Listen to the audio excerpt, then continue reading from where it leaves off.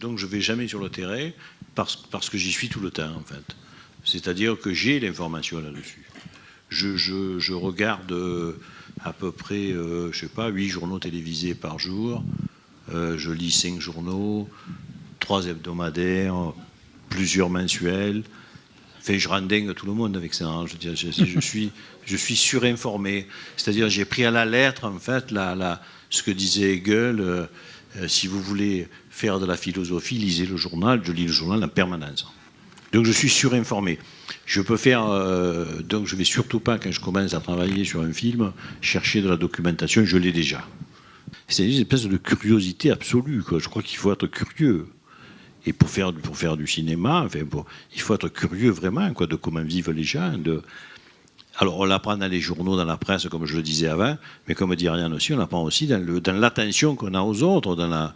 On rencontre quelqu'un, on bavarde avec lui, on l'interroge, on veut savoir des choses sur lui. On ne parle pas que de soi. Et moi, j'ai l'habitude d'ailleurs de très peu parler quand je rencontre quelqu'un. J'adore écouter les autres. Voilà. Mais parce que je vais les piller. Je vais m'en servir, je vais utiliser tout ça. Voilà. Donc je le fais pas parce que je suis gentil ou parce que je suis pas égoïste ou je sais pas quoi. Mais vraiment, j'écoute les autres. Je parle très peu de moi dans une première rencontre avec quelqu'un. Je n'expose pas ce que j'ai fait. Je suis allé à Bienne au festival. Voilà. Non, je raconte rien. Je dis racontez-moi vous. J'écoute les gens, quoi. Voilà. Voilà. Donc ça me permet de me confronter aussi à mon propre travail, ces films-là, les films de ce type-là. Je veux dire, Marius, ce film-là me permet de refaire le point sur mon boulot, de refaire le point sur le rapport que nous entretenons entre nous, d'ailleurs. Je veux dire, Ariane, Jean-Pierre, les amis techniciens, c'est toujours les mêmes, en fait, voilà. On refait le point, c'est aussi des films, c'est un peu aussi entre nous comme une université d'été d'un parti. Hein. On refait un peu le point, on dit, tiens, on en est là, le monde a changé, le cinéma aussi, comment on fait aujourd'hui, voilà.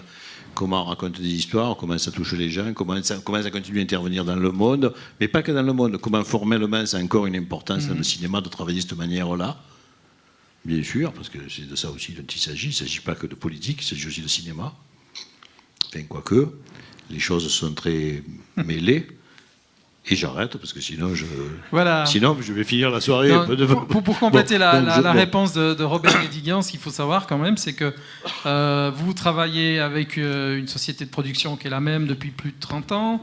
Vous travaillez avec des comédiens qui vous sont fidèles, dont Ariane Ascaride, Pascal Robert, Jacques Boudet, Gérard Mellon, qu'on retrouve en fait de film en film. Et c'est une sorte, je dirais, d'épopée balsacienne comme ça qui effectivement agit comme un miroir, hein, à chaque époque, un miroir du temps. Alors moi, ce que j'aurais voulu savoir, c'est Ariane Ascaride, comment elle se voit dans ce miroir? Parce que c'est quand même extraordinaire. Vous avez commencé en 81, et vous continuez maintenant avec Les Neiges du Kilimandjaro 30 ans plus tard.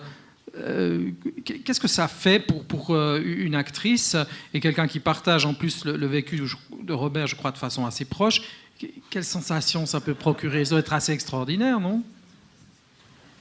Moi, je dirais simplement que j'ai la chance de participer à une sacrée aventure, quoi. En fait, je crois que quand on a commencé à faire un film, le premier film en 1981, il n'y avait absolument dans la tête d'aucun de nous l'idée qu'on pourrait se retrouver 30 ans plus tard, assis tous les deux ici, mais nous sommes les représentants de toute cette bande, tout simplement, et en train de parler du 16e film qu'on fait ensemble.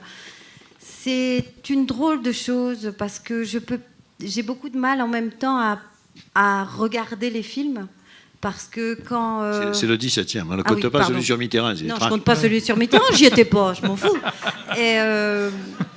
On se posera peut-être la question pourquoi après. Mais parce que pour jouer Mitterrand, j'avais pas tout à fait la gueule de l'emploi, mais enfin bon, c'est pas un problème. Mon plaisir en tant que comédienne, c'est justement pas d'apporter des corrections. Ce qui m'amuse, parce qu'il faut jamais oublier qu'il y a une part de jeu de l'enfance dans mon métier, c'est d'arriver à rentrer, à donner ce que je dis souvent, de la chair et du sang à un personnage de papier.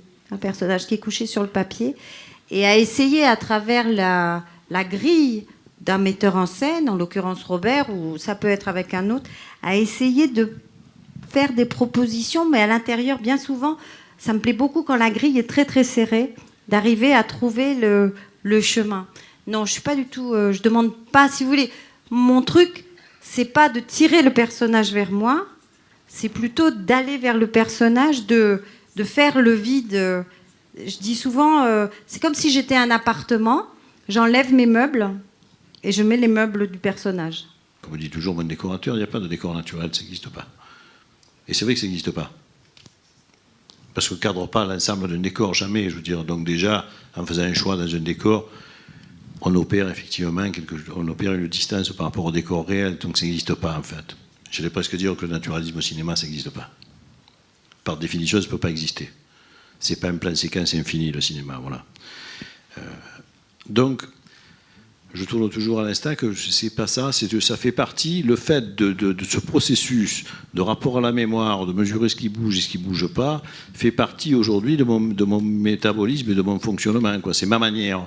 Je ne peux pas d'ailleurs la vendre à d'autres personnes, je ne peux pas je peux pas me faire une méthode qui soit universelle, enfin je ne peux pas la théoriser presque. C'est devenu ma manière, je ne l'ai pas choisi d'ailleurs, c'est venu petit à petit, peu à peu, comme ça. Je me suis aperçu au bout de 5-6 films que je tournais là, que je reconstituais des choses, que je tournais avec les mêmes acteurs. Alors c'est vrai qu'à partir du moment où j'en ai été conscient, ma démarche a changé. Vous pouvez nous dire qu'est-ce que vous avez en projet? Si ça va continuer cette saga auquel on tient beaucoup, hein, qui nous aide aussi.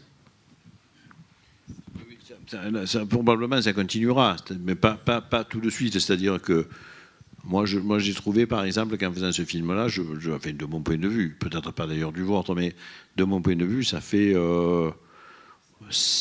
8 ans en fait que j'avais pas travaillé cette matière-là. Et 8 ans et donc 4 ou 5 films. Voilà.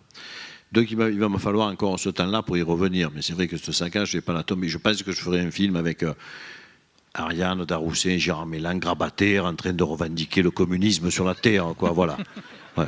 Je ferai ce film-là, si je suis en vie à 80 ans, on fera un film ensemble, voilà. Dans une maison de retraite. Je pourrais l'écrire d'ailleurs, je pourrais l'écrire tout de suite. Ouais, bon, avec 4 fous, bon voilà. Donc bien sûr, je vais le faire. Ça serait, je ne peux pas ne pas le faire, voilà. Bon, mais entre-temps, je ferai autre chose.